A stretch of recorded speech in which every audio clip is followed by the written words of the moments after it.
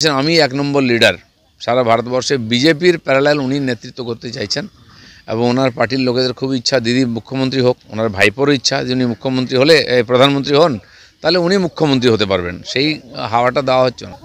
মতুয়া সংঘের পক্ষ থেকে নির্বাচন কমিশন অভিযান, শিয়ালদা থেকে সিও দপ্তর পর্যন্ত মিছিল, দেশভাগের পর যারা ছিন্নমূল এসেছিল তাদেররা ভোট দিয়েছে বলছে, এবং 2024 সালে যারা ভোট দিয়েছে তাদের ভোট যেন বাতিল না হয়, আর আধার কার্ডকে তারা ডকুমেন্ট করতে বলছে। সরকার সেই জন্য ব্যবস্থা রেখেছে, সিএতে অ্যাপ্লাই করুন অনলাইনে, আপনি এখানকার সিটিজেন হয়ে যাবেন, ভোটারও হয়ে যাবেন। নাহলে এসআইআর যে নিয়ম 2002-এ যদি লিস্টে নাম না থাকে বা কোনো আত্মীয় স্বজন আগে থেকে বাবা মা ঠাকুরদা না থাকে তাহলে তার নাম লিস্টে আসবে না, ভোটে দেশে থাকতে পারবে, পরের লিস্টে যাবে।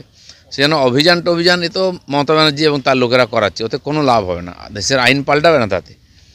আর সেই জন্য যারাই অভিযান করাচ্ছে তারাই আবার সিএর জন্য হিন্দু সার্টিফিকেট ইস্যু করছে 200 টাকা দিয়ে, এদিকে ব্যবসাও করে নিচ্ছে, এদিকে রাজনীতিও করে নিচ্ছে। সমস্যা হবে এখানকার সাধারণ মানুষের, যারা এই কথায় নাচছে সিএতে অ্যাপ্লাই করুন, এসআইআরও অ্যাপ্লাই করুন। আর নন্দীগ্রামে প্রার্থী অভিষেক সুকান্ত মজুমদারে বলেছেন, উত্তর দিয়েছেন অভিষেক বন্দ্যোপাধ্যায়, জানান যে দল যেখানে পাঠাবে সেখানেই কাজ করবো, নন্দীগ্রামে দাঁড়াতে বলে দাঁড়াবো, আবার দার্জিলিংয়ে দাঁড়াতে বললেই দাঁড়াবো।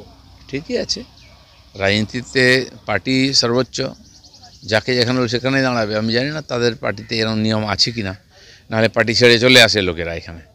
তো সেই জন্য কোথায় দাঁড়াবেন, আদৌ দাঁড়াবেন কি না, আগে দাঁড়াননি কেন, মুখ্যমন্ত্রী হলে তো কোথাও কোথাও জিততে হবে, আর সেই স্বপ্ন দেখছেন তো স্বাভাবিক আছে, সেই পার্টির জন্য এটা ওদের ব্যাপার। খাগড়ের বৈঠকে অনুপস্থিত তৃণমূল, বাড়ছে দূরত্ব, কোনো ফাটল নেই ইন্ডিয়া জোটে, দাবি অভিষেকের। ইন্ডিয়া জোট বলে কিছু নাই, প্রত্যেক নির্বাচনে আলাদা আলাদা স্ট্যান্ড। পশ্চিমবাংলায় কোথাও কেউ জোট দেখেছে? তো এখানে মমতা ব্যানার্জির এলাকায় তার পার্টি সর্বোচ্চ, কোনো জোট নেই। বাংলার বাইরে বিহারে গিয়ে আলাদা জোট, উনি তো বিহারে দাঁড়াননি, জোট করেননি, কারোর সঙ্গে ওনার অস্তিত্বই নেই। সেজন্য কংগ্রেসের সঙ্গে যেখানে অ্যালায়েন্স হতে পারে সেখানে টিএমসি নেই, আর টিএমসির সঙ্গে যেখানে অ্যালায়েন্স হতে সেখানে কংগ্রেস শেষ, এই প্রশ্নই উঠছে না। তাহলে কি এই 2026-এ ভোটের আগে কংগ্রেস থেকে দূরে সরে থাকতে হয়েছে মমতা ব্যানার্জি? উনি বুঝে গেছেন যে কংগ্রেসের কোনো আশা নেই, সেজন্য উনি বলেছেন আমি এক নম্বর লিডার সারা ভারতবর্ষে বিজেপির প্যারালাল উনি নেতৃত্ব করতে চাইছেন এবং ওনার পার্টির লোকেদের খুব ইচ্ছা দিদি মুখ্যমন্ত্রী হোক, ওনার ভাইপোরও ইচ্ছা যে উনি মুখ্যমন্ত্রী হলে প্রধানমন্ত্রী হন তাহলে উনি মুখ্যমন্ত্রী হতে পারবেন, সেই হাওয়াটা দেওয়া হচ্ছে ওনাকে। এসআইআর এত কম সময় হয় না, অধীর রঞ্জন চৌধুরী বলেছেন। বিহারে হয়ে গেল, বাংলার লোকেরা কি অযোগ্য হতে পারে না কেন? সারা ভারতবর্ষে হচ্ছে 12টা স্টেটে, হয় না? মানে এর আগে ওনাদের সরকার ছিল, মনমোহন সিংজির আমলেও হয়েছে, তার আগে প্রধানমন্ত্রী 12 বার যদি হয়ে থাকে 10 বার কংগ্রেসি জমানাই হয়েছে, কি করে হলো তখন? তো ওনার কী করার আছে? সরকারি কর্মচারী তাদের কাজ, লোককে ফর্ম দেবেন, লোক ফর্ম ফিল আপ করবে, ওনারা নেবেন, ওটাকে আপলোড করবেন, এই তো কাজ। বাকি নির্বাচন কমিশন করতেই থাকবে, তার জন্য লোক আছে। তো সেই জন্য ওনারা হেরে যাবেন এসআইআর হলে, সেই জন্য ভয় পাচ্ছেন। মোহন ভাগবত বলেছেন সংস্কৃত ভাষাকে বেশি করে চালু করতে হবে। সংস্কৃত একসময় ভারতবর্ষের কথ্য ভাষা ছিল, বেশিরভাগ ভারতীয় ভাষা সংস্কৃত থেকেই বেরিয়েছে। সেজন্য ইংরেজি শেখার চাইতে সংস্কৃত শেখা আমাদের পক্ষে সহজ। আমাদের বাংলা ভাষাতে বহু সংস্কৃত শব্দ আছে, তামিলেও আছে, যেন এটা নিয়ে কোনো ঝগড়া হবে না। সবাই মাতৃভাষা মনে করে, কেউ ডাইরেক্ট এসছে, কেউ ইনডাইরেক্ট এসছে সংস্কৃত থেকে। সংস্কৃত চালু হলে ভাষার লড়াইটাও শেষ হয়ে যাবে। আমি এক নম্বর লিডার সারা ভারতবর্ষে বিজেপির প্যারালাল উনি নেতৃত্ব করতে চাইছেন এবং ওনার পার্টির লোকেদের খুব ইচ্ছা দিদি মুখ্যমন্ত্রী হোক, ওনার ভাইপোরও ইচ্ছা যে উনি মুখ্যমন্ত্রী হলে প্রধানমন্ত্রী হন তাহলে উনি মুখ্যমন্ত্রী হতে পারবেন, সেই হাওয়াটা দেওয়া হচ্ছে না। মতুয়া সংঘের পক্ষ থেকে নির্বাচন কমিশন অভিযান, শিয়ালদা থেকে সিও দপ্তর পর্যন্ত মিছিল, দেশভাগের পর যারা ছিন্নমূল এসেছিল তাদেররা ভোট দিয়েছে বলছে, এবং 2024 সালে যারা ভোট দিয়েছে তাদের ভোট যেন বাতিল না হয়, আর আধার কার্ডকে তারা ডকুমেন্ট করতে বলছে।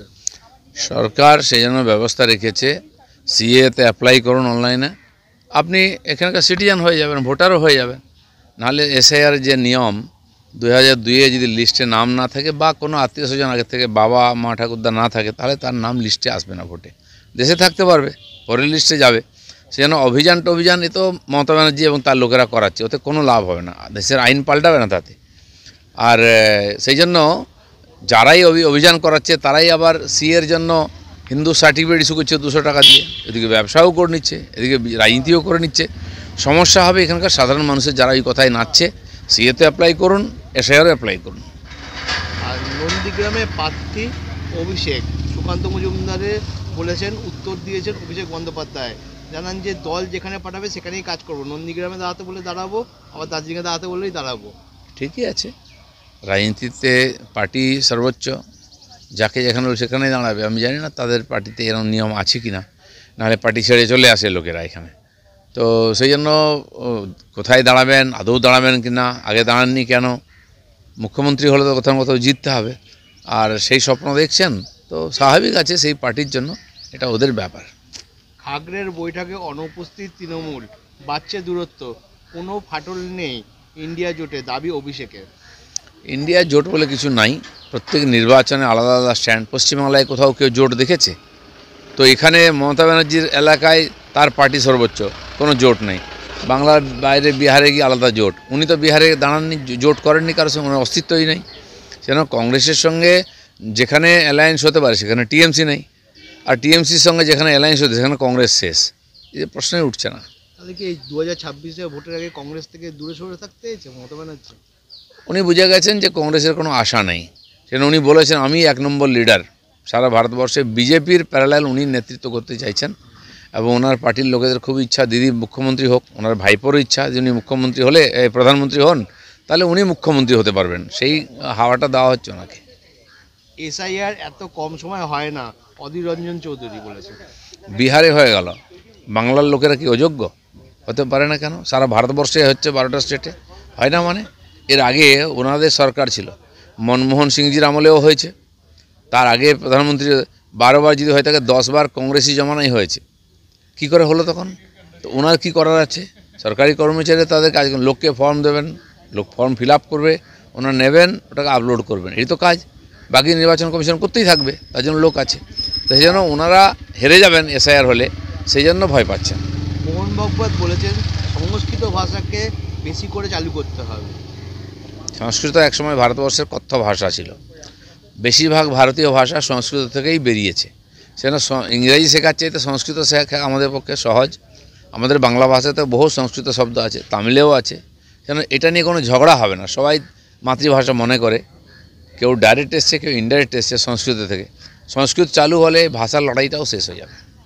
আমি 1 নম্বর লিডার, সারা ভারতবর্ষে বিজেপির প্যারালাল উনি নেতৃত্ব করতে চাইছেন, এবং ওনার পার্টির লোকেদের খুব ইচ্ছা দিদি মুখ্যমন্ত্রী হোক, ওনার ভাইপোরও ইচ্ছা যে উনি মুখ্যমন্ত্রী হলে, প্রধানমন্ত্রী হন, তাহলে উনি মুখ্যমন্ত্রী হতে পারবেন। সেই হাওয়াটা দেওয়া হচ্ছে না।